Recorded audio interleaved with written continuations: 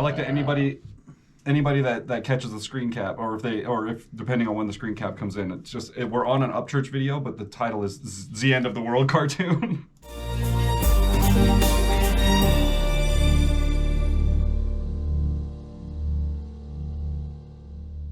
All right, well, let's get into her, shall we? Go for it. Welcome back. Yeah.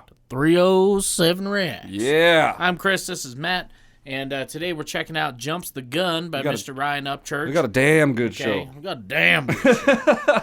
We are a reaction channel that does positive. This is your first time riding with us. Just know, we like to stop and admire the scenery every once in a while. You know, I have a hard time following with lyrics in general because I'm more of I'm a drummer, so I've never really paid attention to lyrics in songs. I just kind of just watch this list or listen to the music. So yeah, sometimes I can't quite keep up with the lyrics, so we need to pause so my slow brain can catch up. That's why we do it. Yeah. Chris can explain things and I can listen and we can all learn something. So yeah. If you guys aren't subscribed, be sure to do so. Check out our description down below. We got all sorts of goodies down there as well. And without further ado, let's get to it, eh? Let's go, dude. I love it already. All right.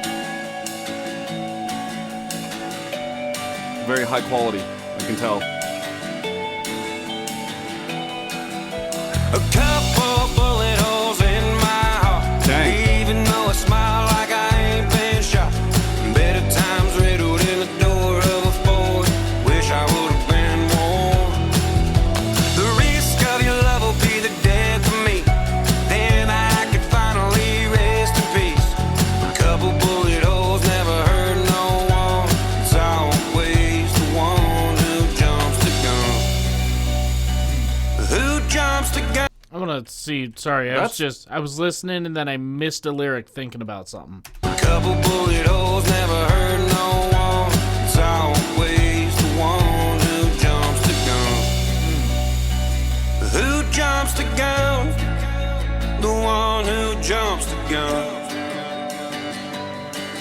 But a couple bullet holes never hurt no one. Lately I've been dancing and dodging the lightning, two-stepping in hailstorms that's so deathly icy. Can't poison the mighty, born with veins of ivy, gatekeeper of country and modern day timing. I'm labeled an outlaw, I smile when they say it. I ride my street glide on that Nash Vegas pavement. Nice. I'm yelling at tourists, get the hell out of my way. You should take your ass home and off the top of Aldanes. A couple bullet holes in my heart, even though I smile like I ain't been shot. Bro, this is good. This song's really good. This is a very well written song. This is probably the best I have heard from Upchurch dude, yet. That is like I'm like, this does not sound like country. I know it is. But like it sounds like Western. But it's like modern, dude. It's almost like when like punk bands do it like an acoustic set. Yeah. Yeah. And maybe not even punk bands. Like I've heard Asking Alexandria do an acoustic set. And like the drummers back there with the brushes. Yeah. Yeah, you're right. You're right. Definitely. Kind of like like when Nirvana did the unplugged thing in New York or whatever. Yeah. Definitely. That's for sure. Yeah. I want to come down on the volume just a little bit because it was clipping in OBS, but and then we'll click here. Turn it up. I know. I don't want it to sound shitty on the render though. So, dude, this song is. It is. The lyrics, okay? A couple bullet holes in my heart, but I keep smiling like I ain't been shot. Mm-hmm. And he goes, it's always the one who jumps the gun. Like, it's always the person who misjudges me as a threat. When it's like, dude, I'm just out here doing my own thing, and people just fucking taking me down because they believe things about me. They've jumped the gun on a conclusion that is not true. And I haven't had a chance to, prove myself or what, and before he even gets a chance to say anything, the opinion, people just jump the gun based been on made. Yeah. What he looks like, the type of music he produces, what he drives, how much money. I mean, he went crazy over the Kylie Rodney thing. I don't think he did. To be honest, I followed that whole thing, and I think he made some really good points. And I don't know what ended up happening with that. I'm not 100% sure what ended up happening with that. That's whatever. But I think he made great points during that whole thing, man. It was funny. I was talking to my mom about it, right? And she goes, what's up with Upchurch? I saw he said a thing about Tom McDonald, and he thought he was weird and stuff. I thought they were like friends or whatever. And I was like, listen, okay, Upchurch has been through so much in the last 2 years with being stabbed in the back by his own parents. His family, his mom, brothers, dude. And like, I mean, almost everybody. I mean, as far as I know, Deerdorf and that other dude, I forget his name. He always wears not the top hat, but he has a real distinguished hat. I forget that guy's name. Ripta. Okay. It seemed like Ripta and Deerdorf are the only two that have like rode from, day one when he was a nobody to now and have been the same all the way through. And I was like, I don't blame him for having these kind of weird, like, he's like, some people go, oh, he's going crazy. It's like, well, I don't think so. If you were put in the situation he's put in, would you not do the same thing? You would be like, dude, I'm just pushing everybody out. Yeah. Leave me to my own and my own small little crew, and that's it. That's all I want. I say it all the time on the channel. I don't know how some of these dudes handle that pressure. Like, Some don't. I wanted to be famous for a really long time, and looking at it now in my later life, and looking at people who are famous, who I looked up to, and kind of seeing, getting the insight into the industry and how it works, and what you actually go through when you're famous. Like, I don't know if I'd want to be a part of that. No. It's just that the pressure is unbelievable. 3 million followers, and you're one person on YouTube. Yeah. One person. And I know there are people on YouTube who have more than that. I guarantee they have some pressures in their lives too. I'm sure they're pressured all the time, especially when you're expected to make a certain amount of content, and that's your life. Well, that's it. And it goes further than content. I mean, the biggest, money changes people. I don't think money changes people. I think money brings out the I think when people have a lot of money, they feel free to be their true self. Sure. And they're just like, whatever. I have money. I can make it go away. Mm-hmm. Like, if somebody's upset, whatever. That's a good way to look at it. And so, like, it changes people for sure. Mm-hmm. And Upchurch, I mean, he bought more toys. He likes to play. Can't blame him there. Everybody else, like his mom and dad and his brothers and stuff, it was gimme, and it was just a nightmare. Like, I get it. That's the thing too with success. You really find out, like, all of a sudden people start coming out of the woodwork. You get a little bit successful, and you find these people coming out of the woodwork. Like, I'll tell you what. If you guys have never looked into this, I forget the dude's name, but he was a Chinese dude who owned. It was like his parents had a store where they sold like knickknacks and like just kind of random shit.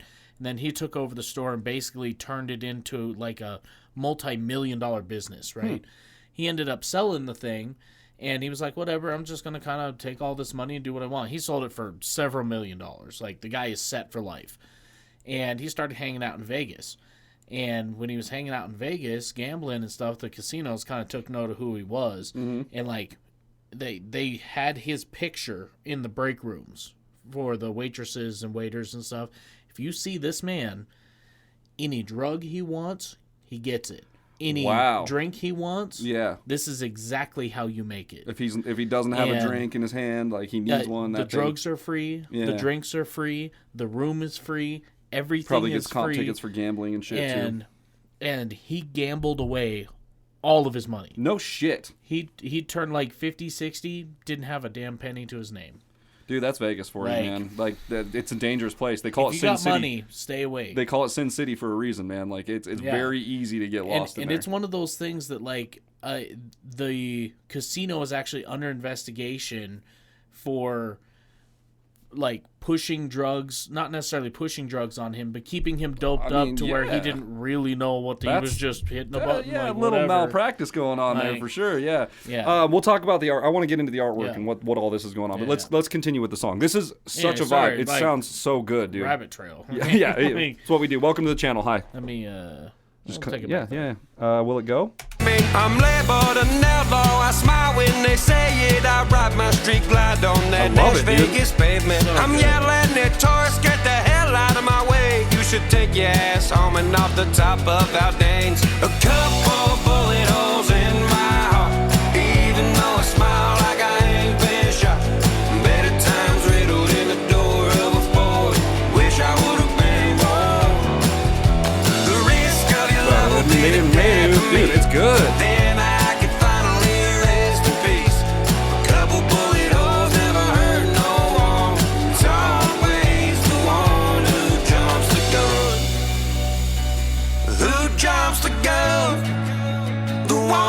who jumps the gun.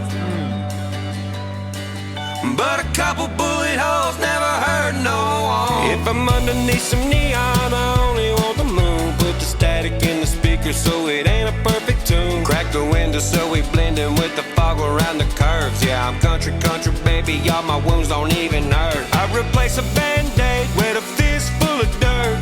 Country came to town for sold-out concerts. I could hypnotize the moon and put it in a lady's purse. Then she shoot me with a Ruger for trying to put her above. A couple bullet holes in my heart, even though I smile like I ain't been shot.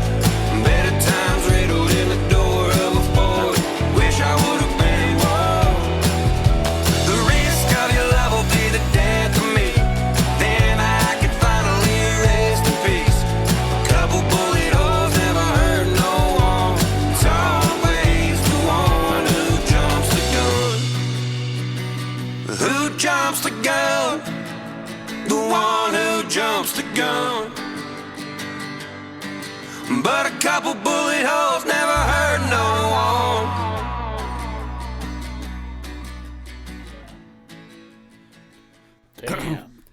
That The risk of your love will get the best of me.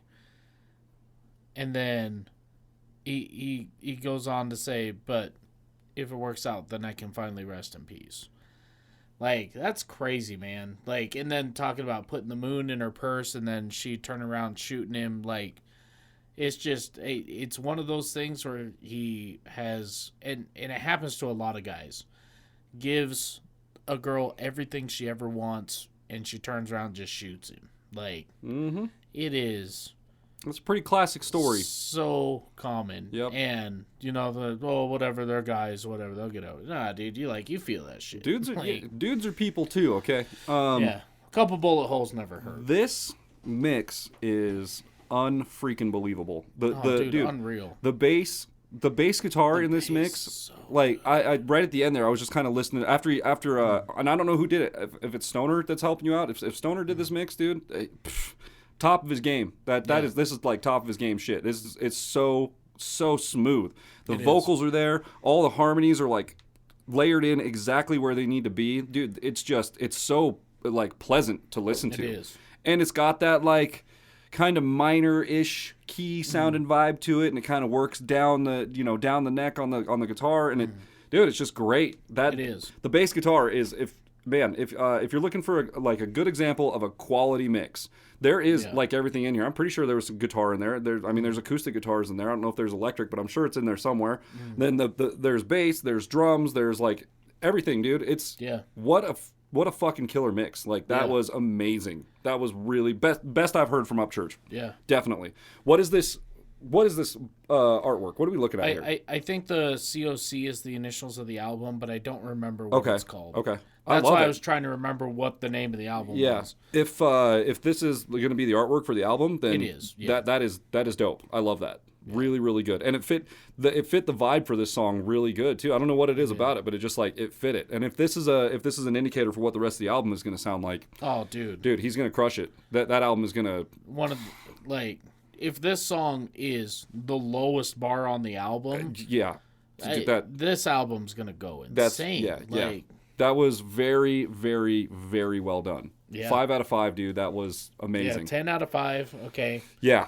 I math. Absolutely amazing. I love the brush work. I love the cymbal work at the beginning. Everything just came together perfectly, dude. That was a very, very good mix. I will be listening to that on the way home. Dude, I will be putting that on probably on my Apple Music. I just as a random. It was very good. Very, very impressed. Way to go. Well, if you guys enjoyed today's episode as much as we did, be sure to leave a thumbs up, smash that subscribe button, click the bell, become part of the notification gang. And if y'all don't follow Ryan UPCHURCH, be sure to go do so. Yeah, give him a subscription. Shoot him a subscription. As far as I know, he doesn't make money off of YouTube. He makes it all off of his music. Mm-hmm. And, that's the way it be. Yep. So, anyway, with that, we'll see y'all next time. Ow. That independent life, though, you know? Independent life.